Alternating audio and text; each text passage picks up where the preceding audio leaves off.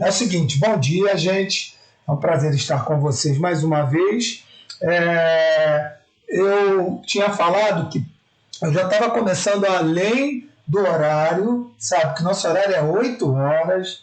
Deixei o espaço maior, mas o pessoal não tem dado conta de chegar no horário. A gente precisa desse horário. Tá legal? A partir de agora, a partir da próxima aula, eu vou começar exatamente no horário para que a gente cele o nosso compromisso. A discussão hoje é muito intensa e provavelmente tensa, né, pelos aspectos que ela traz, que estão para além do tema militarização das escolas e se expande para uma série de questões relativas à própria noção de democracia, noção de Estado de Direito, de trabalho com a educação, enfim, essas questões todas. E nós, em conjunto, né, em função do contexto acontecido na aula passada, resolvemos deixar essa discussão mais para frente, para hoje, para justamente nós podermos dar conta dessa discussão. Repito, a partir da próxima aula eu começarei às 8 e não voltarei nos assuntos, porque a gente tem que ter um pouquinho mais de precisão no nosso compromisso. Essa turma é muito boa e ela tem muita coisa a dar. Então, vamos nos ater a tentar e ater a esse detalhe. Beleza, gente? Vamos lá, vamos fazer um esforço que está quase terminando esse semestre. Tá legal? Nós só temos mais 2 semanas, eu acho, aqui de encontros para a gente dar conta. Tá legal? Então vamos lá. A militarização das escolas e é um texto aqui, é o assunto em pauta e eu quero ouvir de vocês as questões que apareceram, que vocês começaram a pensar a partir desse texto que julgo tenha sido bem legal. Eu acho que esse texto é bem completo, bem bacana, traz diversos aspectos, traz diversos aspectos e diversos parâmetros de análise. Tá bom? Então, microfone aberto, podem começar.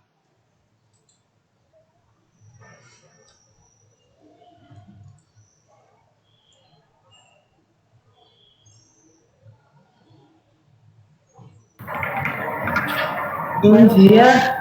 Eu vou começar a falar, né? Bom dia, Laura. Eu gostei bastante do assunto, mas eu vou só pontuar algumas coisas, assim, tipo, eu acho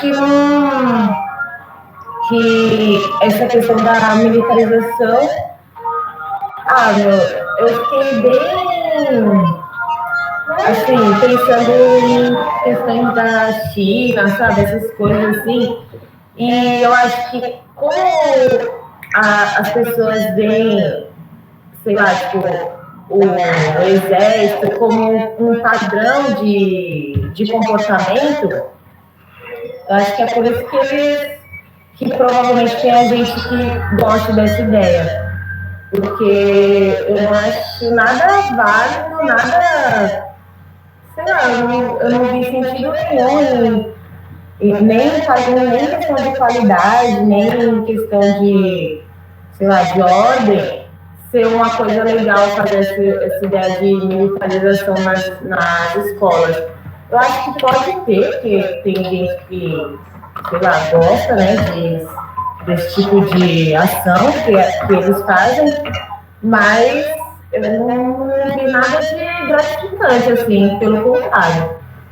Eu só fiquei meio chocada com tudo. Mas é isso. Eu nem sabia que tinha no Brasil. Eu sabia que tinha, mas eu não sabia que existia realmente. Quando eu fui ver, tinha mais de 10 por aí, sabe? E eu nem sabia que se podia fazer assim, tipo, abrir uma escola militar, essas coisas assim. Então, tipo, eu fiquei bem em choque com tudo isso. Mas só para pontuar, né? Que bom que te deixou em choque, né, Laila? A intenção é essa, é provocar reflexões e reações.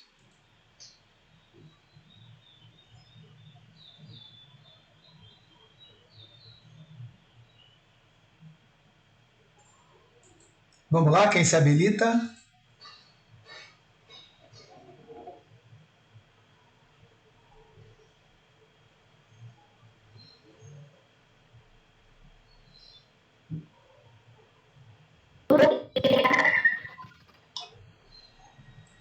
Bom dia, Ana Maria. Eu Ana Maria, Ana Maria, teu som tá vindo cortado. Tá?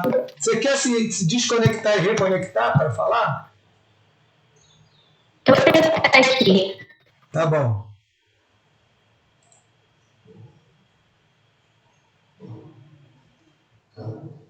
Vamos lá, outra pessoa, outra professora, outro professor.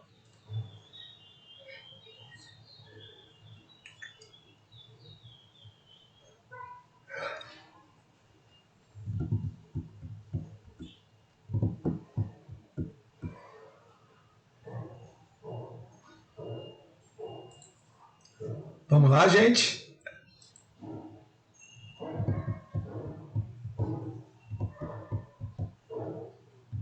Bom dia. Bom dia, Kate. Bom dia. Demorei para entrar que eu estava tentando achar o link, professor. Ô, Kate, senti sua falta na semana passada. Todos sentiram. Ah, só fiquei ouvindo, professor. Mas tá bom, né? Então, professor, dá para me ouvir certinho? Ou tá... Tá ótimo o som, tá ótimo. Tá? Então, eu estava lendo lá o texto, né? Eu até achei uma reportagem no YouTube. Eu tentei achar aquela do texto, mas não consegui. Eu achei uma outra. Eu gostei do texto, né? Mas eu percebi que, durante o texto, assim, esse modo de escola assim, militar, eles visam muito, como eu posso dizer, o desempenho do aluno, né? Em algumas provas, assim, conhecidas. E isso é bom, mas eu acho que eles focam muito no desempenho do aluno e nessa qualidade que eles mostram que quando o aluno ou a escola consegue uma nota boa nessas provas assim, né? E esquece um pouco de perceber se o aluno ele realmente está aprendendo, porque a gente não pode generalizar achando que um ensino, uma padronização vai servir para todo aluno, né? Porque cada aluno é diferente um do outro, né? E eu acho também que não precisaria de tantas escolas militares se tivessem mais investimento nas próprias escolas públicas, né? Acho que é isso. Legal, Kate. Valeu. Vamos lá, gente. Vamos lá. Vamos perder a vergonha. Eu vejo a mesma coisa da Kate. Não adianta nada eles fazerem isso. Eles poderiam fazer melhorias nas escolas que temos.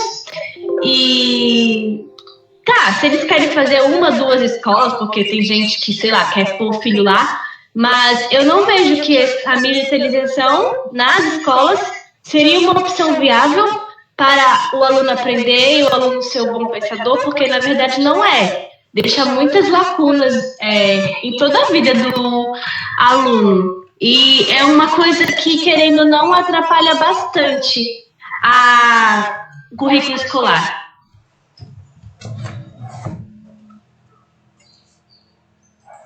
Legal, Ariana, valeu. Vamos lá, gente. E também, tipo, eu achei bem nada a ver, assim, a ideia da militarização, porque, como eu falei, né, eu fiquei pensando num padrão tipo China, assim, porque eu nunca tinha visto alguma escola militar aqui no Brasil. Eu já fui para o estado de Minas Gerais, já fui também para o Nordeste algumas vezes. E eu nunca tive contato com essas escolas para saber como realmente é, né? Mas tipo, eu me baseio um pouco, sei lá, tipo, em outros países.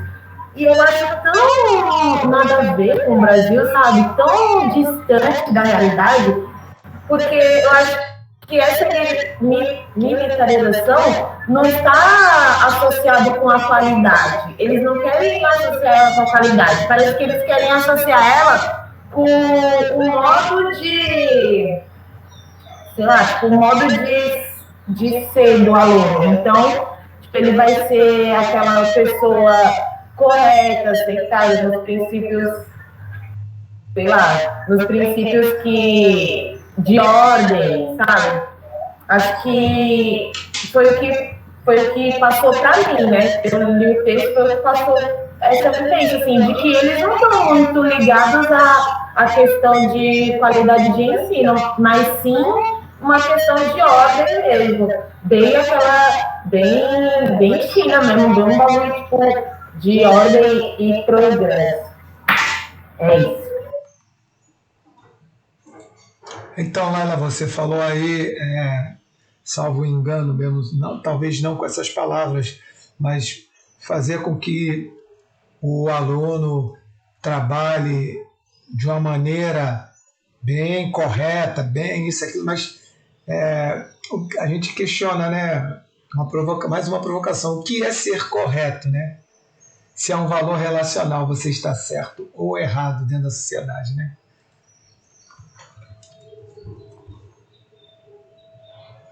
É isso mesmo. E é isso. Vai. Então, é isso que eu ia falar. Não tem um padrão do que é certo do que é errado. Eles querem fazer o padrão deles para eles estipularem. E acaba que deixa muitas pessoas fora da realidade deles, porque não existe só uma Maria no mundo.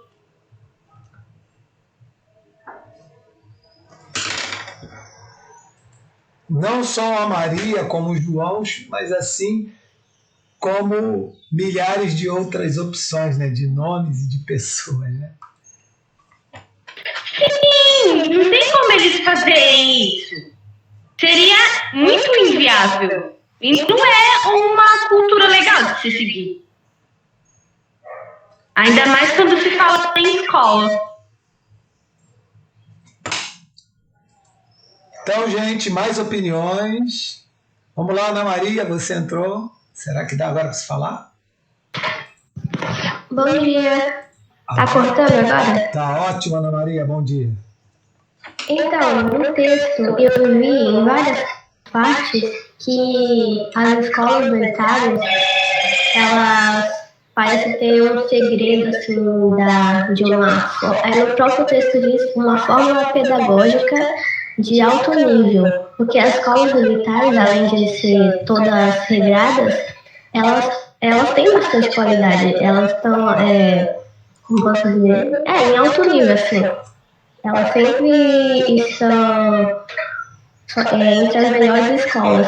Só que eu fui fazer uma pesquisa e eu vi que essas escolas são de alto nível, mas também são de alto custo, porque tem toda aquela questão do uniforme, que também é muito caro. E eu vi também que a maioria das vagas são direcionadas para os próprios filhos de militares. Então, não é uma escola muito inclusiva, assim. Seria como pegar e falar, as escolas particulares são de alto nível, mas também são de alto nível porque são uma realidade totalmente diferente. Então, as escolas militares, elas pregam isso, nós somos uma escola muito boa, mas não é uma escola que atende todas as crianças, todos os adolescentes. Então é isso que eu acredito. Eles pregam ser uma escola muito boa, mas não é muito inclusiva. Então, Ana Maria, quando você fala aí, que você falou a respeito desse direcionamento, dessa preferência para os filhos militares, o próprio texto tem isso, né? O texto apresenta isso, né? Acho que 70%, 80% das vagas, eu não sei, vou até dar uma olhada aqui, são direcionadas aos filhos e filhas de militares, não é mesmo?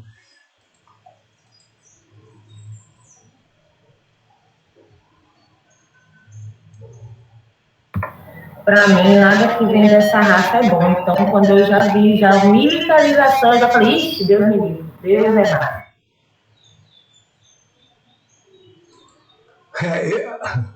Então, eu não iria nessa direção, porque fica muito complicado nós generalizarmos, né?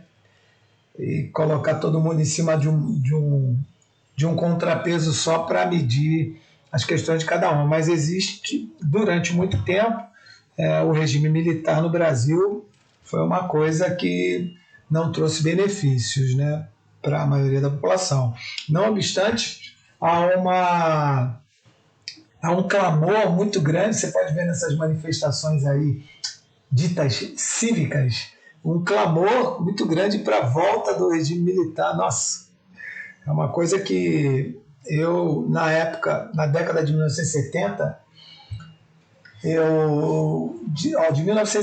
1970 eu tinha 8 anos, até 1980 eu cheguei a 18 anos, enfim. Então eu ainda estudei numa instituição federal, minha primeira graduação foi na Universidade Federal do Rio de Janeiro, em pleno regime militar, já no fim, mas no regime militar, onde a gente via uma série de questões acontecerem sem explicação, principalmente quando eu era pequeno, sabe? Eu via coisas e não entendia, né? Só depois de adulto que fui perceber, mas atualmente existe um lado do militar que tem um pensamento que não é tão atrelado a essa ideia de dominação exclusiva e alienação, né? Conforme pregam até os altos escalões do governo, né?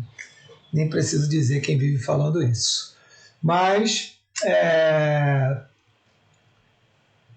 tem a questão da militarização tem uma série de pontos importantes que o texto traz. Vamos lá, eu quero ouvir mais coisas. Professor, a Elisa diz, entrando nesse assunto da ditadura, me veio uma dúvida. A escola gratuita é para todos e surgiu na ditadura? Vamos lá.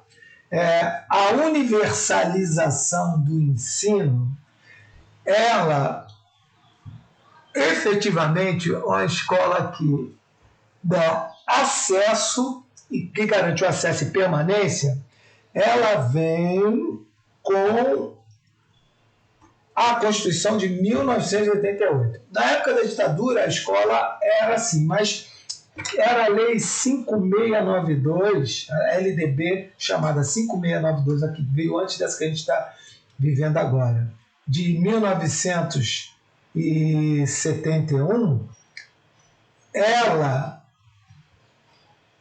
estipulava um exame de admissão, que era como se fosse um Enem, para você passar do 5º para o 6º ano, que era o antigo primário para o ginásio, tipo Fundamental 1 para Fundamental 2, sabe? E ali era o grande filtro, né? Assim, educação infantil não tinha o acesso, era a partir dos 7 anos de idade, e educação infantil não tinha, e você ali era um verdadeiro filtro, porque era como se fosse uma maquiagem, né? Os alunos podiam estudar, sim, direto até o 5º ano.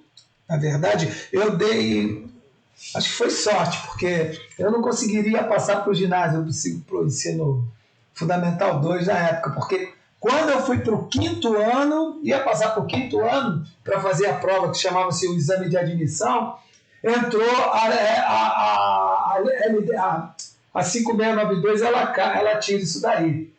Tá legal? Ela retira esse exame de admissão. E aí fica uma questão, passa a ser uma questão diferenciada. Aliás, não foi a Lei 5692 que estipulou isso. Quando ela vem, ela retira isso, ela entra com tecnicismo. Desculpa, tá legal? É a lei anterior a ela, que tinha o tal do exame de admissão. E aí eles acabam com isso daí. Mas veja bem, Elisa, tua pergunta é bem tanque no sentido de que tem uma série de implicações. Quando você pensa numa escola com ensino universalizado, que em 88 na Constituição garante o acesso e permanência, tá legal? De todas as crianças na educação fundamental, com progressão para o ensino médio, de obrigatoriedade, de acesso e permanência. E você vê uma escola que não dá condições para que a criança se mantenha dentro dela, aí você começa a pensar naquele processo de inclusão e usando um jargão que muitos autores trouxeram em relação à inclusão, é uma inclusão perversa, né? Porque, veja, olha só, vamos para uma coisa assim bem coloquial, né? Um exemplo extremamente coloquial. Eu chego para você e falo assim, Elisa, vamos lá numa festa, tá legal? Você vai entrar nessa festa e ela é de graça. Porém, para você participar da festa, como não pode fazer barulho no lugar, todo mundo tem os fones. Você vai dançando que nem mas outro dia eu estava vendo um filme onde passou uma festa lá louca, sei lá, parecia rave, uma boate rave, não sei o que era, onde as pessoas ficavam com os fones de ouvido e dançando. Então, assim, para você participar da minha festa, você teria que adquirir algumas condições. Essas seriam, número 1, usar esse fone para ouvir o som e dançar junto com o pessoal.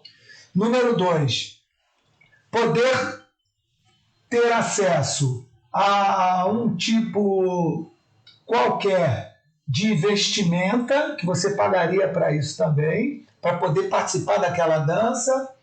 E número 3, ter uma ficha com a qual você fosse constantemente ao chuveiro para tomar um banho, porque outra condição para dançar lá junto com o pessoal seria essa. E aí eu deixo você entrar de graça, entendeu? E sem pagar nada, mas para você adquirir o fone, você tem que pagar. Para você entrar no banheiro, você tem que pagar para pegar a tua ficha, tá legal? E para você, não sei qual foi a outra, acho que foi uma roupa, né, que eu falei que tem que usar, não sei. Você tem que pagar também. E aí, olha só, que inclusão perversa. Então, uma escola que dá acesso e permanência, mas não ajuda, por exemplo, não cria condições para que o trabalhador tenha seus empregos e possa manter suas famílias, melhore sua condição social para usufruir daqueles benefícios que o Estado propicia. Eu não tenho condição de infraestrutura de saneamento básico, eu não tenho condições de saúde. A desestrutura familiar em função de uma série de questões que poderiam ser resolvidas pelo Estado não acontece. Então, aí cai nessa roda viva, né, de uma inclusão perversa. E isso tudo vem refletir em alguns anseios levantados pela galera que reivindica uma militarização das escolas. Mas, vamos em frente, eu quero ouvir mais coisas de vocês.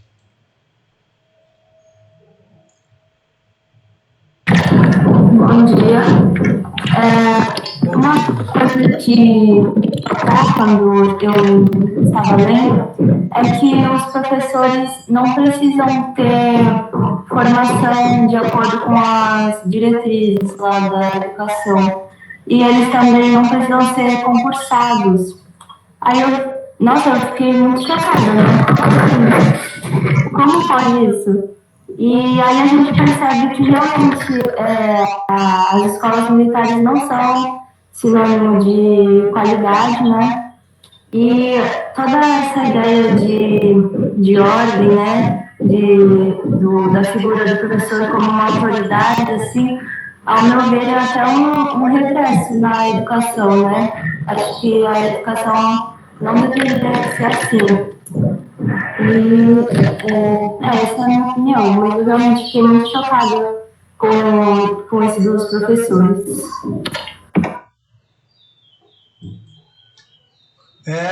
Assim, tem umas coisas muito loucas, né? Dentro lá mas assim, as escolas militares, elas têm um regime próprio, sabe? Que é assumido e eles trabalham em cima dessas diretrizes, né? Eles têm essa liberdade. Isso tudo é reflexo mesmo da história da educação no Brasil e o colégio militar, E a influência do militarismo desde a da chegada da família real aqui no Brasil até agora. Então, tem umas questões de tradição que ainda permanecem e ficam bem difíceis da gente entender que nos tempos atuais essas coisas ainda vigem. Mas não precisa muito, gente. Vamos pensar de 2019 para cá, as brigas, os comentários, as posições de uma grande parte da população em relação às questões tradicionais, né, gente? Em relação a uma tendência muito antiprogressista que se tem, né? A ideia do recrudescimento de certos valores que não dão conta do que a sociedade apresenta hoje em dia, valores de família, de convivência social, em relação às questões étnico-raciais, em relação às questões de gêneros, que vem à tona que parece que eu me vejo em 1970, cara. Eu com 9, com 8 anos, ouvindo essas coisas todas. Olha quanto tempo faz, sabe? Há 50 anos atrás. Então, o negócio é bravo. E tem coisas que a gente... E o pior, assim, é que eu vejo gente muito nova falando disso. Eu fico pensando assim, poxa, essas pessoas não tiveram acesso à história. Não é possível. Enfim, e ainda mais com essas reformas aí de ensino médio e outras tantas que tiram a obrigatoriedade da presença de certas disciplinas no currículo. Gente, é muito louco isso tudo, né? Não que eu seja a favor de se trabalhar uma doutrinação por parte dos professores que são de esquerda, ou de direita, ou de centro, não interessa, mas que pelo menos se tenha a oportunidade de apresentar a história. Não adianta que ninguém vai fazer a cabeça de vocês nem de ninguém. Os alunos, muitas vezes o professor vem com uma conversa e não avançam. E o professor não avança, sabe? É a oportunidade que se deve ter de ouvir todas as histórias e de se pesar e ver o que os fatos comprovam, né? Mas vamos lá, gente, mais opiniões.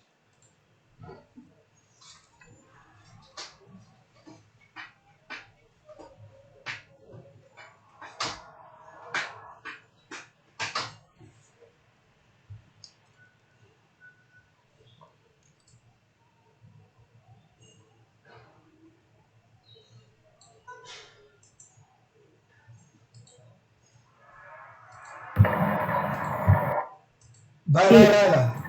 Eu fiquei bem assustada assim, com a questão aqui em Santos, né? Que em Santos tem uma galera bem firme assim, nessa questão de militarização mesmo. Eu vi uma galera tipo, indo para as ruas mesmo. E aí tipo, eu falei, mano do céu, se eu for para a rua, vão me bater. Mas enfim, e aí eu comecei a perceber o que eles estão buscando, né? Comecei a entender, tipo, quando eu li esse texto e vi assim, tipo, eles estão querendo apertar sei lá, tipo, eles ficam pressionando uma espinha, como se fosse uma espinha, sabe? Tipo, eles ficam querendo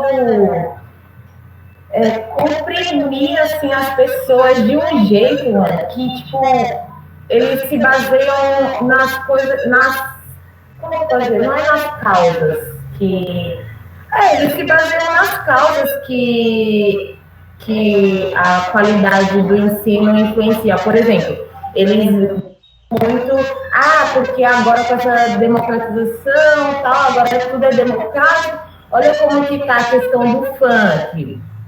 Isso já é muito falado, assim, porque o funk, olha até onde chegou por causa disso. Eles puxam bastante essas questões para reafirmar como sendo a militarização, o regime militar, uma coisa boa, sabe?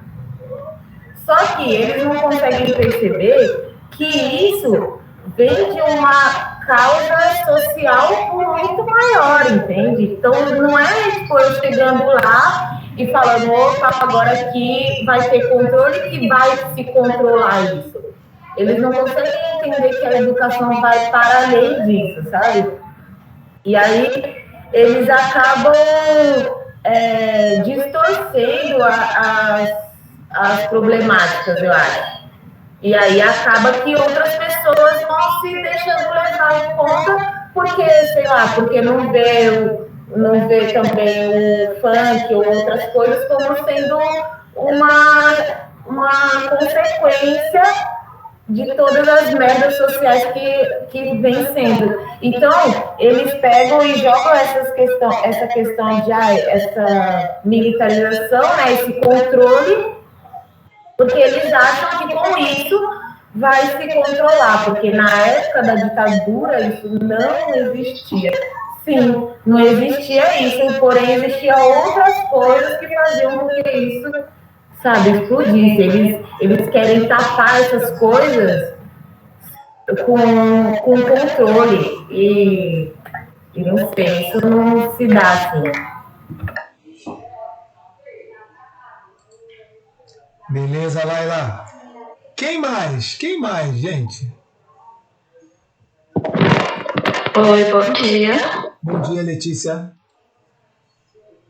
Eu achei muito interessante isso que ela falou.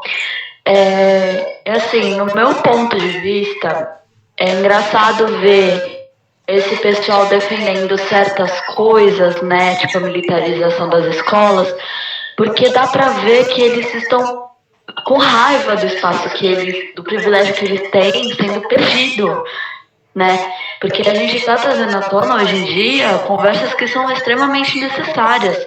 Machismo, racismo, homofobia, são coisas que precisam ser conversadas, coisas que a gente está trazendo, e tem muitas pessoas pretas, muitas pessoas LGBTQI+, muitas mulheres ocupando espaço que antes a gente não via elas ocuparem. Então, um próprio exemplo é a Anitta. A Anitta, ela veio de muito, né? Ela veio da favela, hoje ela cresceu mundialmente, o mundo conhece a Anitta. E dá pra ver o quanto eles ficam bravos com isso, o quanto eles ficam bravos vendo esse espaço deles sendo perdido.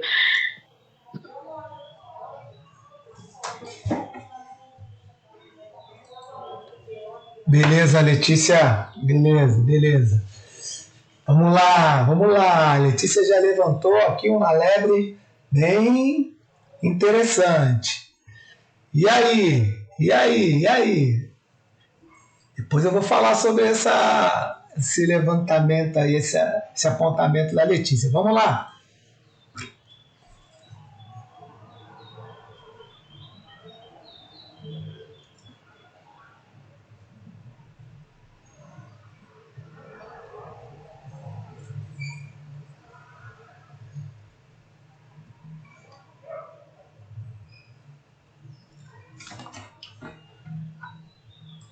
Vamos, meu povo, coragem!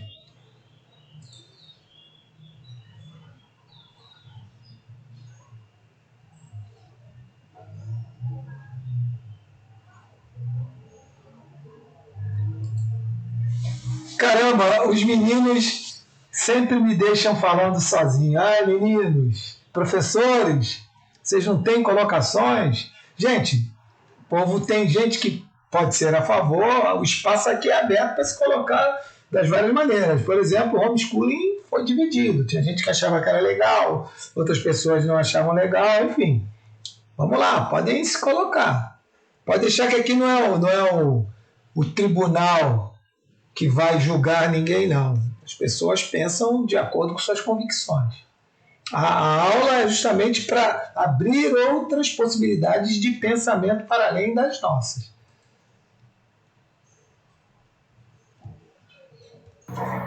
Eu só queria colocar uma pontuação aqui que também eu ouvi bem uma questão bem pontual, assim, que foi assim, tipo, sei lá, um fulano pegou e falou assim, porque o IDEB, né, das escolas militares são muito boas. E sendo que as escolas públicas não têm essa ideia de qual que é o segredo deles para ter para ser tão alto, né, esse ranking aí. E com isso atrai ainda mais as pessoas para que elas achem que com a militarização a escola vai ser ótima, sabe? Tipo, só com esses parâmetros, assim, ela vai ser ótima nesse ponto. Não, porque meu filho vai conseguir passar no Enem, não, porque meu filho vai estar numa escola boa, sei lá, tipo, não conseguem perceber a escola como um social, né? Como um conjunto de habilidades, e não só sei lá, o estudo para o Enem, o estudo para tal prova e para tal prova. Fazendo essas colocações, as pessoas que não entendem muito bem vão falar, realmente, a escola pública é um lixo e as escolas militares são boas. E aí onde entra o perigo, porque, né, infelizmente. Então, Laila, a questão do ranqueamento, tem até uma parte do texto, está aqui, na gravação vai aparecer, na página 678, que é o desempenho das escolas públicas no Brasil. Entendeu? Aí eles dizem, aí tem aqui um gráfico, e diz, chama a atenção que os resultados englobam em o mesmo grupo civil os institutos e centros tecnológicos federais que apresentam desempenhos semelhantes aos colégios militares e às escolas militarizadas. Ao diluírem as instituições e os colégios técnicos federais junto ao montante das demais escolas públicas e civis, o resultado joga para o topo do ranking as escolas com pedagogias militares como únicas no padrão de excelência da educação. Não parece coincidência que no ranking relativo ao desempenho das escolas públicas no Enem de 2016, o INEP, sob o governo de Michel Temer, admitiu ter cometido um equívoco de excluir 96% dos institutos e escolas federais da classificação que mensura a qualidade.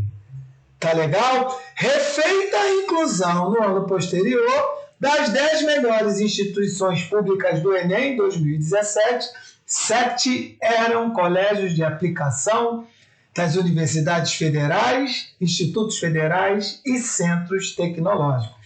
Gente, isso diz muita coisa.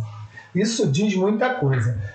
Os institutos federais de educação, agora puxarei não só a brasa, mas como toda a churrasqueira nem a sardinha para os nossos robalos e mecas, eu digo-lhes o seguinte: os institutos federais, com todas as políticas de inclusão, de cotas sociais e raciais, ainda continuam vigindo entre as melhores notas do Enem no Brasil. Ninguém sabe disso. Isso não é divulgado pelo governo federal. Ou então, quando divulgam o ranqueamento, fazem de maneira perversa, nefasta, como essa, juntando as escolas, as demais escolas públicas que não têm todo o suporte e não têm, infelizmente, a qualidade que nós oferecemos.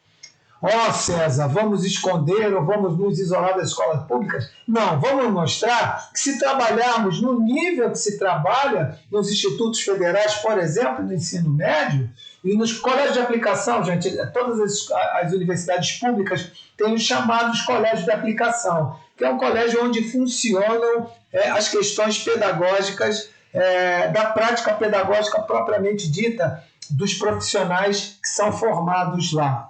Tá legal? Nessas universidades. Então, se nós jogarmos, se houver investimento nas demais escolas públicas, temos condições, sim, de sair ranqueados como as instituições militares e militarizadas e ganhando até deles, porque somos 70% e eles 30% só no ranqueamento, e ainda mais ganhando das instituições privadas de ensino. Ou seja, existe uma campanha franca, direta, nefasta para construir a ideia de qualidade do ensino público para poder implantar a educação privada. Entende? Olha, entendam. Quando eu deixo de mandar as verbas para a instituição, para os institutos federais e as universidades federais, eu falo que vou cortar 18% e corto 16% das verbas que já faltam. E aí alegam, não são verbas de manutenção, mas são verbas que fomentam as bolsas de iniciação científica. São verbas que fomentam a pesquisa, são verbas que fomentam a manutenção dos laboratórios e de todos os equipamentos necessários para que a qualidade do ensino permaneça. Quando eu faço isso, gente, eu estou assinando embaixo da sentença de morte da educação pública. E aí, a opinião pública leiga, que não está dentro da educação, que não sabe dessas manobras, acabam falando, poxa, para que se gastar tanto com o Instituto Federal, com a escola pública, se as escolas privadas têm muito mais sucesso? Por que não privatizar toda a rede? Olha que coisa, que jogo pesado e perverso que a gente enfrenta o tempo inteiro. Então, qual é a melhor maneira de você depreciar ou desqualificar uma pessoa? É você, por exemplo, você não fala mal dessa pessoa, mas você faz com que as pessoas a enxerguem como uma pessoa má do pedaço. Então você não precisa falar. O teu jogo bem articulado vai fazer com que essa pessoa seja retirada do cenário. E é assim que funciona. Quando um governo federal retira as verbas da educação e está assolando as universidades e institutos federais, que os institutos também têm status de universidade a partir de 2008, com a lei que foi, o decreto que foi instituído pela gestão lá do Fernando Haddad, enquanto ministro da Educação, que equipara os institutos federais às universidades federais, justamente para se ter mais vagas para a população de baixa renda, a população pobre do Brasil. Cara, você abre um espaço e penetra um espaço onde antes somente as instituições privadas de ensino nadavam de braçada.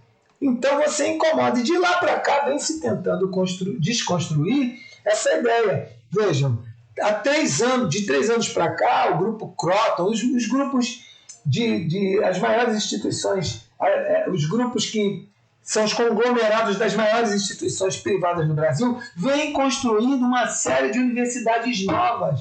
Percebam, essa série de universidades novas fazem parte, não é teoria da conspiração nem nada, mas fazem parte de um projeto de privatização do ensino. Porque, veja, se esses caras não tivessem uma perspectiva de privatização do ensino, eles iam investir a grana deles construindo um monte de universidade nova, privada? Não. E para completar, esse ministro Paulo Guedes aí, que devasta a economia e atinge principalmente educação e saúde, cara, a irmã dele é presidente desses grupos de instituições privadas de ensino. Ele tem sociedade nesses grupos também. Então, para ele é super interessante que isso aconteça, porque lá na frente a própria população vai clamar pela privatização do ensino. E opa, já estamos aqui. Para que vocês vão gastar se eu já tenho tudo aqui, as universidades prontas? Sacaram qual é a questão da maldade? Eu não preciso falar mal de uma pessoa para acabar com ela. Eu não preciso falar mal de uma instituição para acabar com ela. Basta que eu crie políticas que enfraqueçam cada vez mais essas instituições ou essa instituição em suas ações, para que a própria população taxe essa instituição como uma coisa que não presta. Está vendo como é importante se conversar isso dentro de uma aula de História da Educação? Está vendo como é importante se conversar isso dentro de uma aula de português? Está vendo como é importante se conversar isso dentro de uma aula de matemática, ou de física, ou do que quer que seja? A questão do pensamento crítico, ela não é restrita às aulas de filosofia, às aulas de história, às aulas de sociologia, não. Elas têm de estar presentes presentes em todas as aulas, em todos os conteúdos, em todas as áreas, em todas as disciplinas. Porque não dá para você pensar numa disciplina desvinculada de toda uma contextualização social, de toda uma contextualização onde se dá o time da sociedade em que se vive. E aí eu volto numa questão que o professor César Rodrigues vem falando há muitos anos em suas aulas, que é a questão do currículo, que o currículo é estruturado em 3 Qs, a política dos 3 Qs. Repito-lhes, qual sociedade quero formar ou que sociedade quero formar? Então, quem são as cidadãs e cidadãos aptos a estarem nesse tipo de sociedade que quero formar? E o terceiro Q, quais os ensinamentos necessários para formar cidadãos e cidadãs, cidadãs e cidadãos aptos a estarem nessa escola que eu quero formar? Porque essa escola que eu quero formar, ela vai dar o tom da sociedade aonde viverei. Ela vai dizer se é uma sociedade mais ou menos crítica, se é uma sociedade mais ou menos voltada para os problemas de sustentabilidade, de ecologia, de devastação de todas as riquezas naturais, do bioma, da Amazônia, de tudo. Se é uma sociedade que eu quero que questione a minha plataforma de governo, se é uma sociedade que eu quero ou não que se interesse por uma educação de qualidade, se é uma sociedade que eu quero ou não que se interesse em legitimar culturas que não são as culturas mais repletas de poder, as culturas periféricas, as culturas negras, indígenas, as culturas LGBTQ+, e outras coisas mais, as culturas voltadas para outros problemas, para além da... Oi? Ana? Ana? Ana? Professor, cliquei sem querer, eu ia falar. Tá? Então, terminando aqui, se é uma sociedade que eu quero que interrogue as verdades colocadas como verdades finais. Por exemplo, uma coisa que a gente já falou aqui, antigamente que o ensino era bom, minha mãe e meu pai dizia, mas o ensino era bom para quem?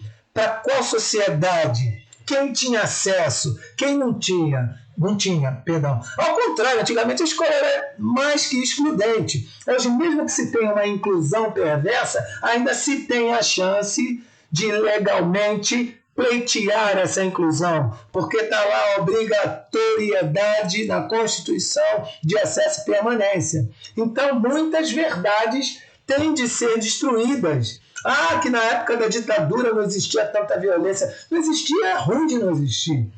Bastava alguém dizer que você era comunista para você ser preso, torturado, e de acordo com o grau de periculosidade que eles entendessem que você tinha, sumiam com você.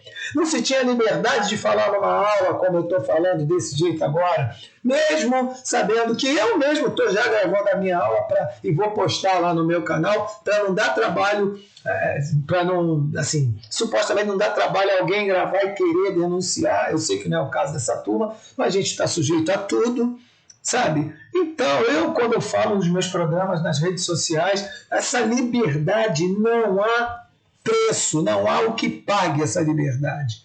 A liberdade de ser, a liberdade de querer, a liberdade de poder, e mesmo sem poder de imediato, ter caminhos para poder.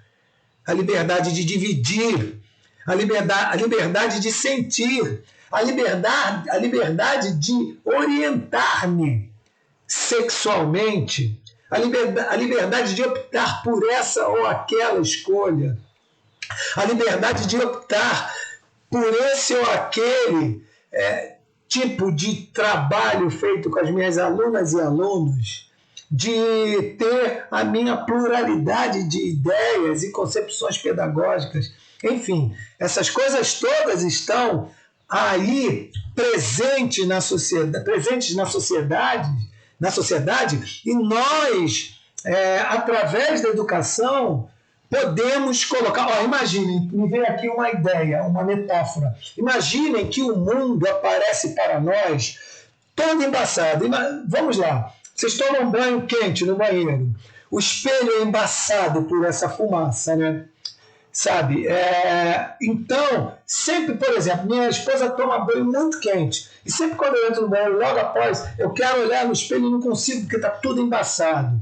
Imaginem que a educação seja o pano que você passa no vidro para desembaçar e você conseguir ver mais coisas além do reflexo embaçado da sua imagem, ou o tempo que vai fazer com que o ar mais frio entre e equilibre esse embaçamento, acabe.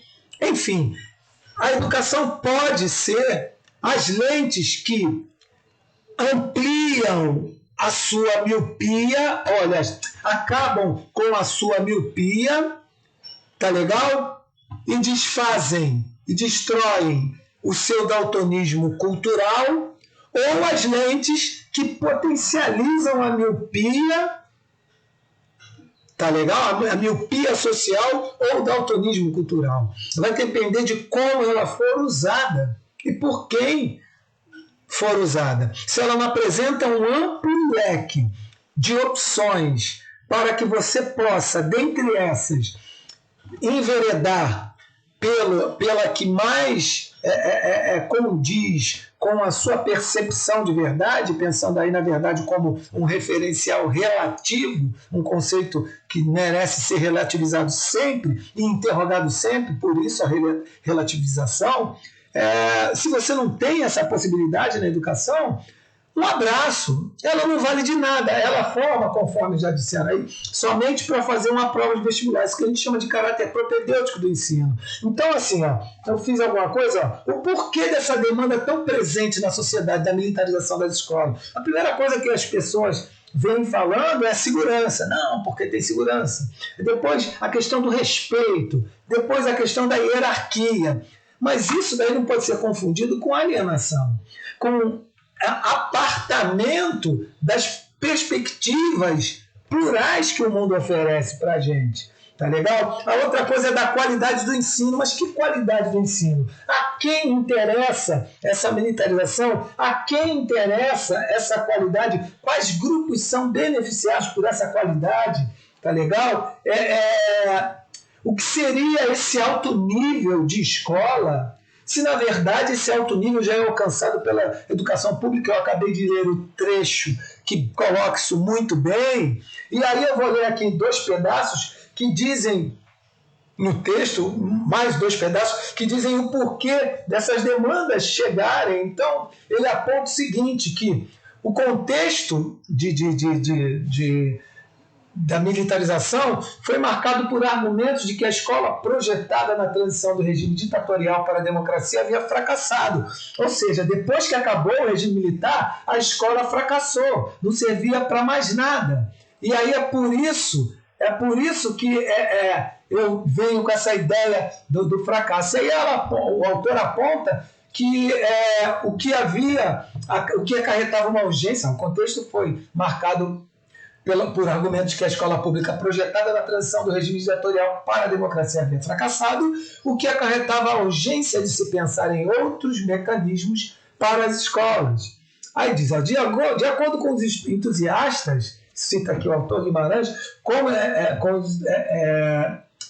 deveriam proporcionar a diminuição da violência, olha só, violência, a indisciplina e a evasão, emergindo assim narrativas em defesa da criação e expansão de modelos militares. O fracasso estava ligado a isso, a violência, a diminuição da aprendizagem, a indisciplina e, portanto, a evasão. E as escolas militares poderiam dar conta disso. Aí fala, como exemplo, em 2012, o período em que se expande o processo da militarização das escolas, a emissora Globo Televisão realizou 2 coberturas jornalísticas apresentando casos de sucesso na área. A primeira é uma reportagem divulgada no Programa de Abrangência Nacional, o Bom Dia Brasil. A matéria de 2 minutos e 41 segundos inicia com a fala do repórter Chico Pinheiro sobre as questões da qualidade e desempenho dos indicadores nacionais. Desigualdade, injustiça, social se combate com educação de qualidade para todos. Entre os resultados do IDEB, olha que surpresa, foram divulgados na semana passada e chama a atenção esse detalhe. As 30 melhores escolas públicas do país, das 30, 12 são militares. A narrativa estabelece uma analogia de que melhores escolas são aquelas que obtiveram altos desempenhos nas provas nacionais de avaliação. Dessa forma, infere-se que o bom resultado no IDEB é o que determina o padrão de qualidade da educação. Olha que coisa perversa. É uma ideia nefasta achar que somente as escolas que se dão bem em cima dessas avaliações em larga escala, que não levam em consideração as peculiaridades de cada escola, de cada comunidade, de cada aluna e aluno, são as únicas que podem dar o tom de uma boa educação. Aí continua. Durante a matéria são citados os desempenhos das escolas militares sob a gestão das polícias militares de Anápolis, Goiás e de Manaus, Amazonas, ilustrando-as com os maiores resultados em seus respectivos estados. Além disso, 3 tradicionais colégios militares ao Exército foram referenciados: Curitiba, Salvador e Belo Horizonte, entre os 10 melhores no ranking geral da rede pública. No mesmo ano, uma matéria transmitida pela afiliada da Rede Globo tinha como título Colégio Militar de Porto Alegre mostra o segredo da qualidade de ensino. Olha só, que qualidade é essa, né? A gente tem que repensar. A reportagem de 8 minutos e 12 segundos inicia com um relato denominado de sucesso da escola militar que teve uma aluna campeã do Soletrando, aquele programa lá do Luciano Huck. Diferente da narrativa supracitada, os dados do Censo da Educação mostraram resultados distintos nas últimas décadas. O investimento em educação triplicou entre 2013 e 2014. A qualidade do ensino básico melhorou e não caiu. A nota da educação básica cresceu nos 3 ciclos do indicador que mede a qualidade do ensino, o IDEB. No ensino fundamental, subiu de 3,8 em 2005 para 5,5 em 2015. Nos anos iniciais, de 3,5 para 4,5 nos anos finais. No ensino médio, cresceu de 3,4 em 2005 para 3,7 em 2015. Tá legal? Você já deve ter ouvido falar da qualidade das escolas militares. No último sábado, uma aluna do Colégio Militar aqui da capital foi campeã do Soletrando. Isso daí diz na matéria, né? O programa do Caldeirão do Huck. Pela instituição já passaram muitos nomes ilustres, como o ex-presidente, o poeta Mário Quintana, ou como ex-presidentes e o poeta Mário Quintana. Mas qual será o segredo dessas escolas para ter um ensino tão reconhecido? Que fórmula pedagógica é capaz de impulsionar os estudantes à beira da excelência? O que faz destas instituições o centro de formação de alunos bem-sucedidos? Vejam, aí ele coloca lá na frente que existe um investimento muito maior, que existe uma pré-seleção dos melhores alunos para entrar. Gente, se eu quero formar um time de base e pego os melhores jogadores do Brasil, eu vou ter muito mais facilidade, né? Os que têm mais habilidade. Agora, se eu venho formando uma escolinha, ensinando esses jogadores a jogar e a se comportar como um grupo, não individualmente, certamente eu vou ter mais trabalho, e é um trabalho a longo prazo para o qual eu vou precisar de fomento, vou precisar dos recursos, porque ter uma escola com bons professores é condição, mas não suficiente. A educação não depende somente do que se faz na escola, depende de tantas outras coisas. Tá legal? E o ponto de reflexão, entendeu? Quem foi? Acho que foi não sei se foi a Melinda ou se foi a Elisa, que falou aqui da perda de espaços de privilégio. O que acontece? Essa classe média e a classe alta, que antes tinha seu lugar garantido através do acesso e permanência a certos níveis de educação, ela se vê ameaçada, porque entra toda essa galera que estava do lado de fora. E essa galera também tem essas possibilidades.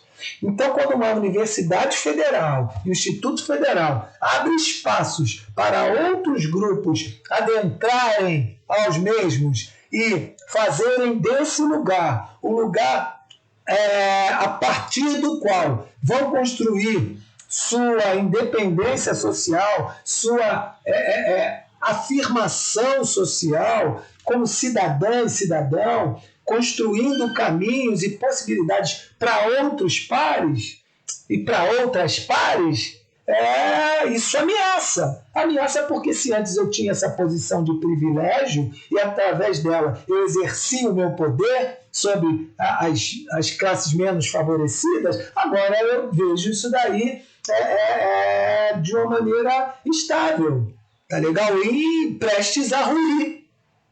Então, isso é uma situação bem complicada que mexe com muito mais coisas do que a gente possa imaginar. Ufa! Falei demais, hein? Alguém tem mais alguma consideração, gente?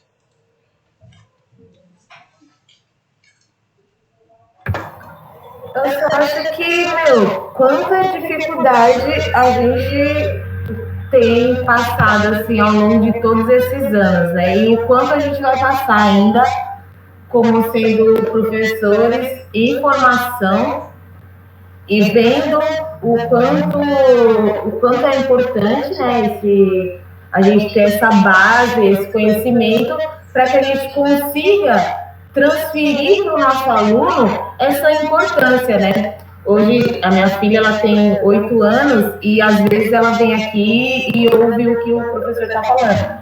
E aí, eu peguei e falei para ela, você vê, mano, o quão é importante você, sabe, você estudar, assim, mas eu não quero passar para ela, estuda, tal, para passar o Enem. Não é isso. Mas estudar para conhecer as questões que a sociedade está te mostrando, sabe? E você passar isso para o seu aluno, mostrar a realidade do mundo e falar para ele, acorda que seu espaço está sendo tomado, é bem importante isso, é muito válido. E é um prazer, assim, né, ter uma aula como essa, que eu sempre quis, sempre vou mobilizar a sempre ter esse tipo de discussões, assim. É bem interessante mesmo, pô. E falou bem aí, professor. É isso, é porque eu falo demais também, aí eu sempre gosto de dar um tchau.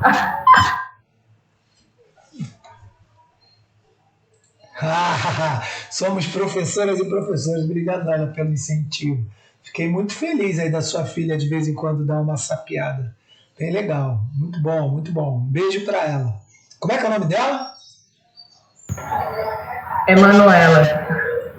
Manuela, Manu, querida, um beijão para você. Eu faço muitas músicas infantis para as diferenças. Depois eu vou mandar aí a sua mãe mostrar para você, tá legal? Fiz até um merchandising aí, mas tá tudo certo.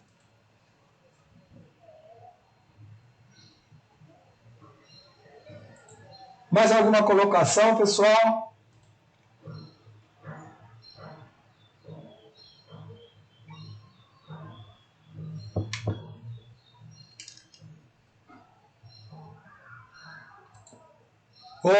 Então, olha só, vou mandar a galera amar. Então chega lá que eu vou cantar uma música.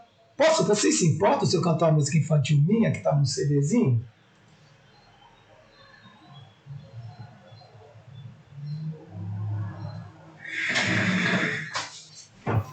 Oi, professor.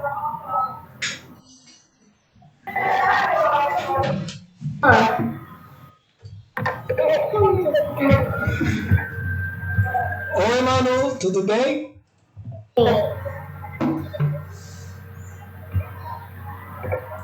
Então eu vou cantar uma musiquinha para você agora, mesmo que depois o pessoal da turma me escrache, eu não estou nem aí, assim, não para eles, mas não estou nem aí por ser escrachado, vai ser por uma boa causa. Pode ser? Vou cantar uma música. Olha só, tu já ouviu falar num negócio, um tal de lápis cor da pele? Não. Que bom. Se um dia falarem, você vai falar que não existe lápis cor da pele. Porque nossas peles têm tantas cores que não tem lápis que dê conta de pintar essas cores. Tá legal? Sim, o lápis cor da pele é importante, hein, professora? Eu sempre pontuo aqui para ela. Então vai aqui, ó. Bom, gente. De que cor eu sou? Eu sou de que cor? Diga. Opa, perdão, não, tá errado. De que cor eu sou? Eu sou de que cor? Diga, por favor, quem foi que inventou a minha cor? De que cor eu sou? Eu sou de que cor? Diga, por favor, quem foi que inventou a minha cor? Quem foi que disse que tem lápis cor da pele? Me diz quem foi que inventou essa mentira. Se toda a pele tem sua cor, então me diga, por favor, quem foi que inventou a minha cor? Azul, amarelo, marrom, verde ou vermelho, branco, preto, tudo junto no espelho. São muitas cores lindas, são muitos os contrastes, muitas cores de pele pra mim, de lápis. A minha é diferente da sua, é diferente da dela.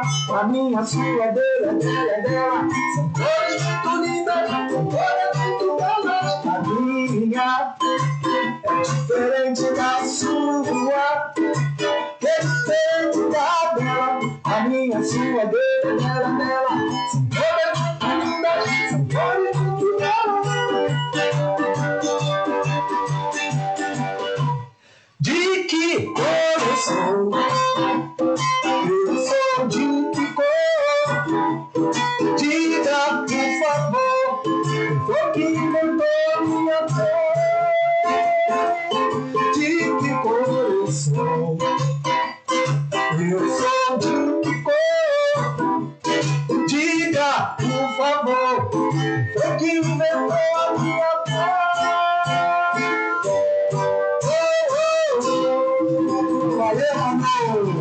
Valeu, galera.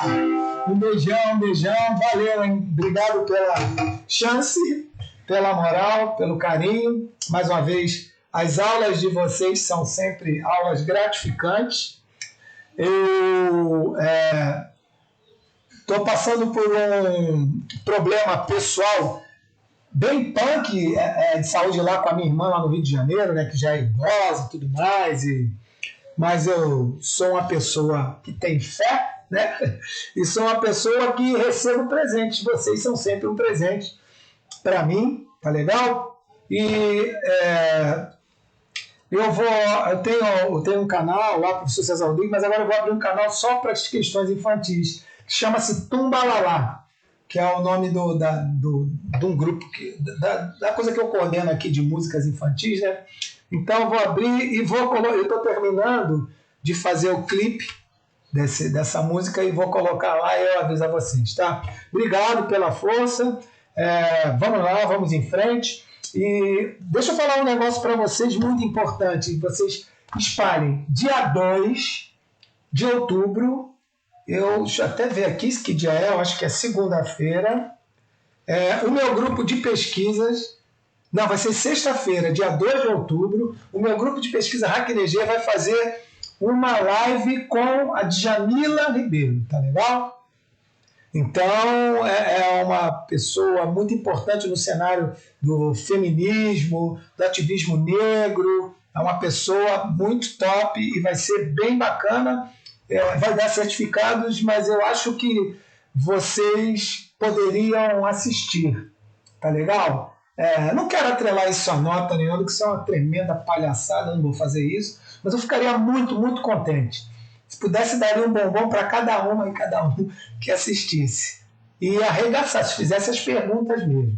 Tá legal? Então, vai sair a divulgação, o Instituto vai divulgar, mas eu já quero antecipar para vocês. Muito obrigado, Uma excelente semana para vocês. Eu vou postar. Acho que a gente vai ter que adiantar um pouco as nossas atividades para ter uma discussão, porque já está acabando.